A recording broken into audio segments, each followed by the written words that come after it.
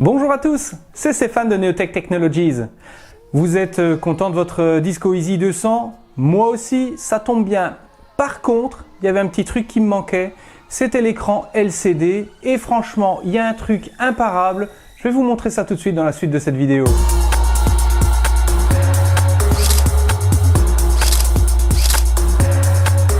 Alors, premièrement, de quel matos avez-vous besoin pour insérer un écran LCD dans votre Dagoma Disco Easy 200? Évidemment, l'écran LCD, cela va de soi. Mais où peut-on le trouver? Tout simplement sur Gearbest, AliExpress, Amazon.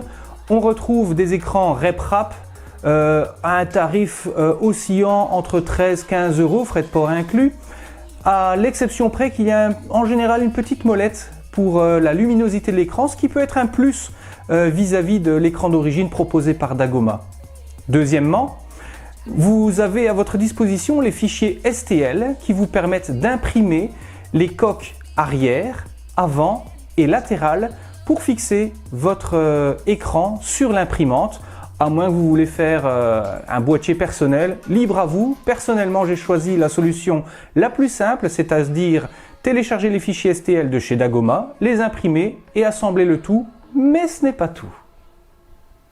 Alors ça y est, je le sais, votre facteur est passé, vous êtes super excité, vous déchirez l'enveloppe, vous voyez votre écran RepRap, vous êtes pressé de l'installer parce que vous avez déjà pris la précaution de télécharger et d'imprimer les coques avant, arrière et latérales de votre écran LCD. Pas de précipitation, il y a un détail auquel il faut veiller. Ce détail, les connecteurs. Au niveau de la carte mère, on ne touche à rien, on branche, c'est nickel. Respectez bien sûr les deux connecteurs numérotés 1 et 2.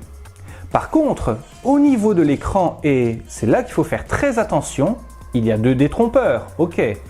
Coupez les deux détrompeurs et inversez les détrompeurs. Donc toujours en respectant fiche 1 et fiche 2, mais en inversant les connecteurs. Ça permet de déjouer un petit peu le processus d'exclusivité de l'écran LCD fourni par Dagoma. Ensuite, vous devez mettre à jour votre imprimante.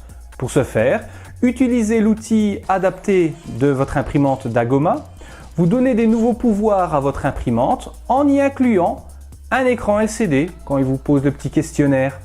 Vous faites OK, LCD, le firmware se change et vous allez voir sur votre écran que tout sera en ordre. En tout cas, pour la mienne, ça a été du premier coup et c'est nickel.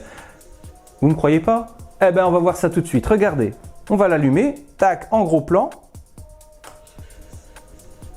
Ah, et maintenant, haha, on se la pète moins, hein? Si, ça marche même très très bien. Les mêmes fonctionnalités, les mêmes... ça ne change rien en fait, hein? Là, je ne suis pas en face, je vois pas bien. Alors voilà, ici, hop, vous changez. C'est exactement comme la Dagoma, il n'y a pas photo. Donc, vous insérez votre carte ici. Comme à l'origine, c'est attaché. Oui, il faut aussi des petites vis de 12 par 3. Donc, métrique 3, 12 mm de long. Vous imprimez la coque avant, arrière, latérale. Vous connectez le tout et c'est parti. J'espère que cette vidéo vous a plu. Pour un petit truc sympa et à moindre coût sur l'écran LCD de la Dagoma Disco Easy 200. Si cette vidéo vous a plu, n'hésitez pas à liker, ça me fera vraiment plaisir. Et si vous voulez en savoir plus, n'hésitez pas à vous abonner. Ah, ciao!